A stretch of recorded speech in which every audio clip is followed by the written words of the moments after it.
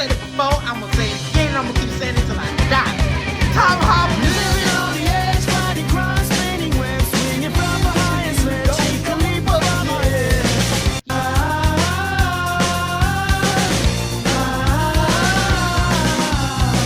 Spectacular, spectacular, Spider-Man. Spectacular, spectacular, spectacular.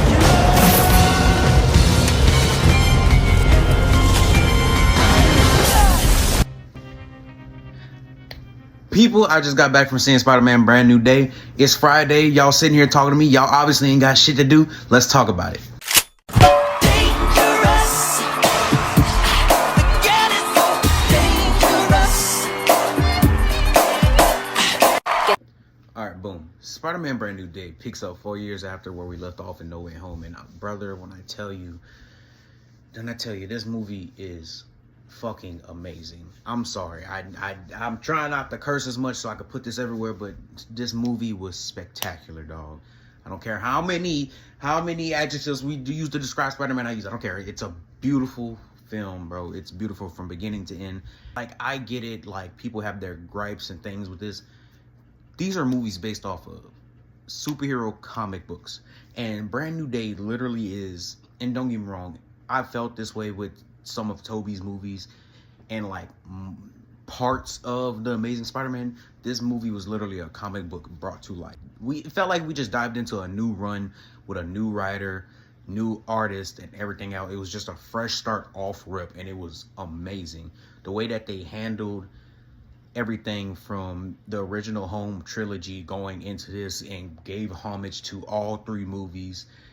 Brought Marissa Tomei to do a scene with Peter that literally was like reverberating throughout the entire movie. Like, it literally just kept you wanting to know what's going on in that room, Like, I'm not gonna lie, I thought we were about to find out what happened with Uncle Ben and everything like that, and I'm not even mad we didn't get that. Oh my god, I'm not mad whatsoever, because simply put, this is literally a completely different spin on Peter Parker and different spin on Spider-Man. And it's like, I've known that. Of course, we all know that it's the MCU.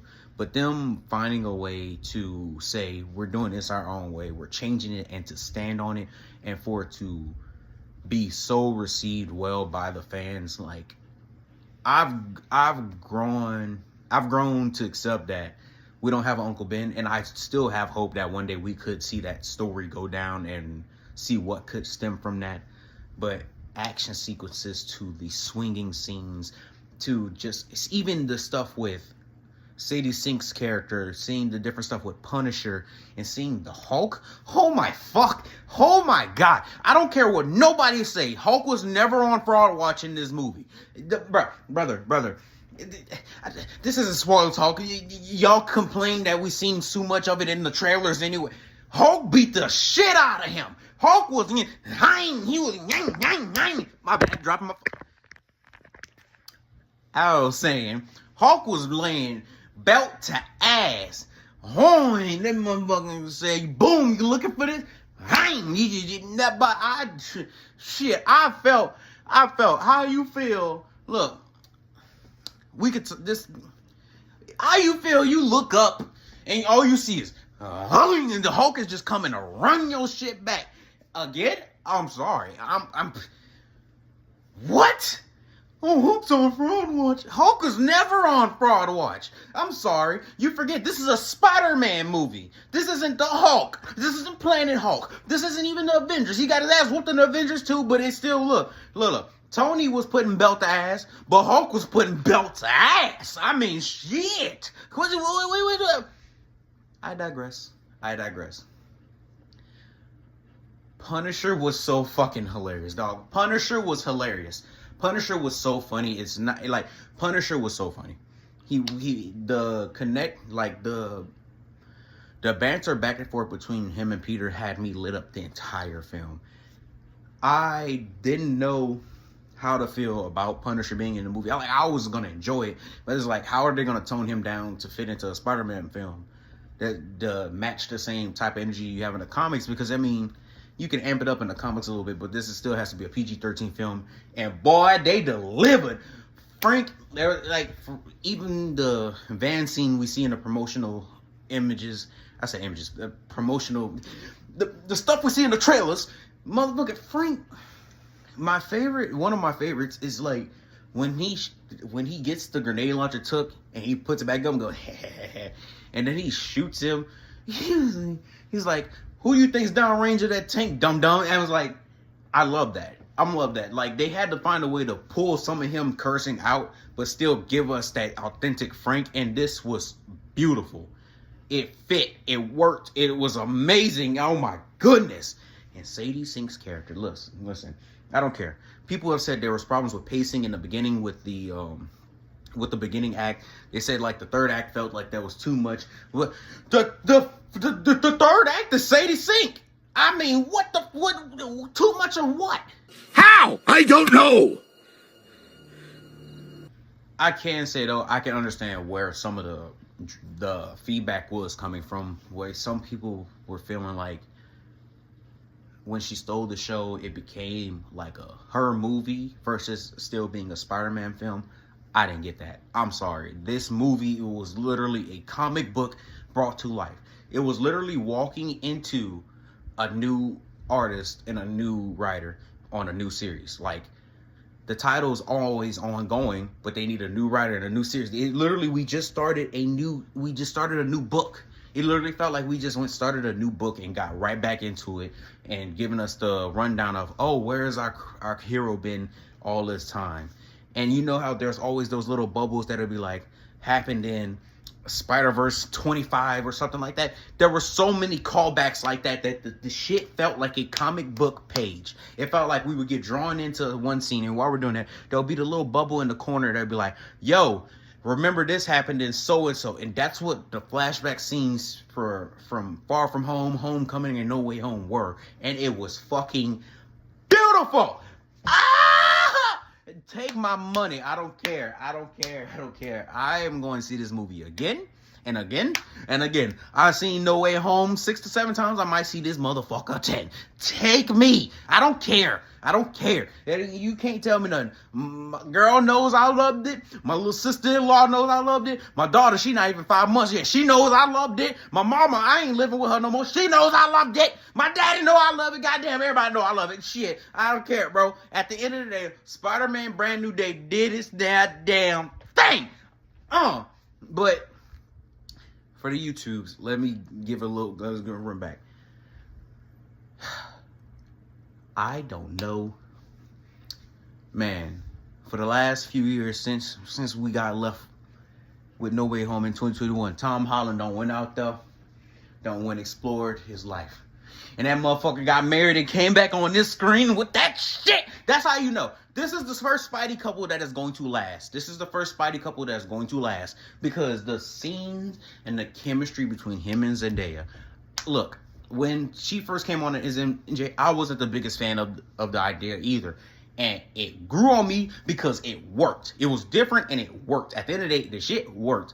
Because seeing the way that they looked at each other's eyes in this film, and the way that Peter would smile at MJ, the way he would look at her, even the way he would look at Ned, and it's like it goes into just the acting itself. When he would look at MJ, it was like him and Zendaya were not acting. They were just in their natural habitat. Even with the banter back and forth with him and Ned, there's a scene in the movie with him and Ned, and they're just like talking back and forth. And the way that it goes, the chemistry in that scene with Peter being in the mask and Ned not knowing who he is, was so much better than anything we've seen in the trilogy. And I love their fucking friendship. It's beautiful. And it's the fact of like, they play with the different ideas of Ned and MJ finding out, but don't completely dive into that. And the way they handled it was immaculate. And they had nuts. Destin Daniel Cretton, Tom Holland, everybody in that writer's room, they decided that they were going to come back with this movie and show that they had nuts. and they didn't care when nobody thought they were going to do their own thing, and I'm glad that they did it. And from now on, do not take the keys away from Destin Day and Credit, and do not take Tom Holland out of the passenger seat, because if you do that, the fans were going to riot. Because if you didn't learn from the last few times y'all tried to do stuff like this, when we have the best F1 driver in history in the driver's seat, and you decide to take him out halfway through his race, you see what the fuck happened. No Spider-Man 4, no Amazing Spider-Man 3. We almost got Tom taken out the MCU. Stop touching shit. Stop touching. Stop touching. Stop touching. I'm sorry. I'm not touching.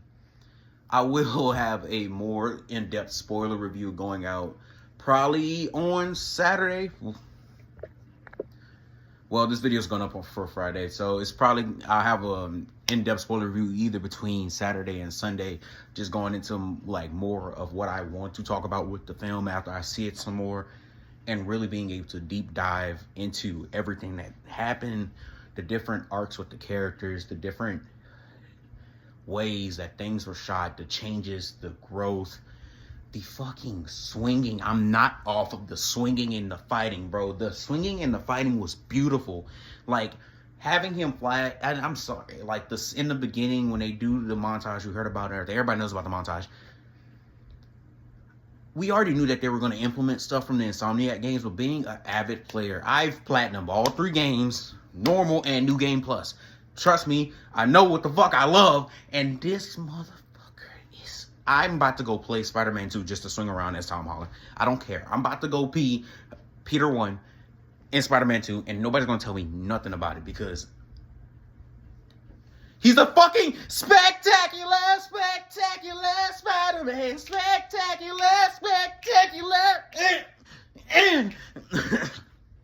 Bro, the movie was amazing. Marvel, please keep going.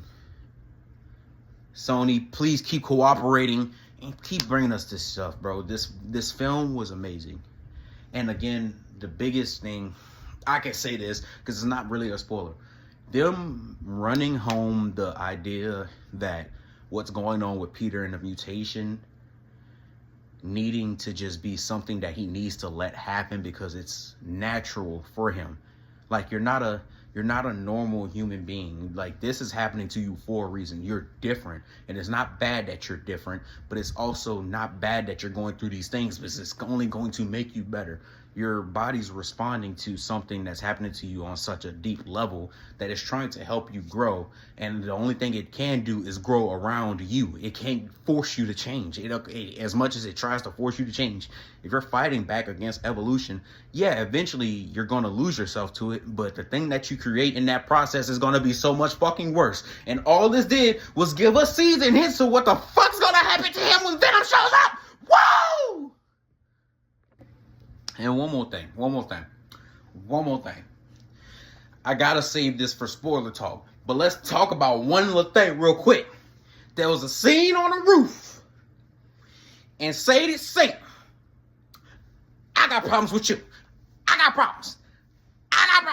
This ain't for you, but to your character, though, I was like, oh shit, about to cry a little bit. And then a twist happened, and all you heard coming out my brain, because I was thinking so loud, all you could hear was, this bitch, this dirty...